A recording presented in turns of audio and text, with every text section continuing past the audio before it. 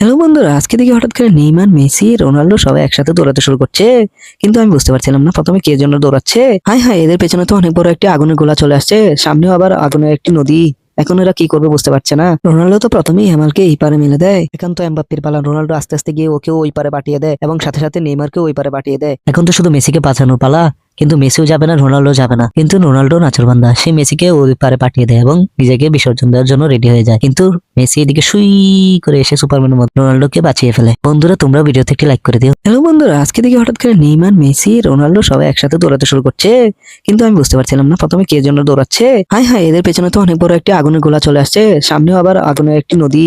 এখন এরা কি করবে বুঝতে পারছে না। রোনাল্ডো তো প্রথমেই হেমালকে এই পারে মেলে দেয়। এখন তো এমবাপ্পের পালা। রোনাল্ডো আস্তে আস্তে গিয়ে ওকেও ওই পারে পাঠিয়ে দেয় এবং সাথে সাথে নেইমারকেও ওই পারে পাঠিয়ে দেয়। এখন তো শুধু মেসিকে বাঁচানোর পালা।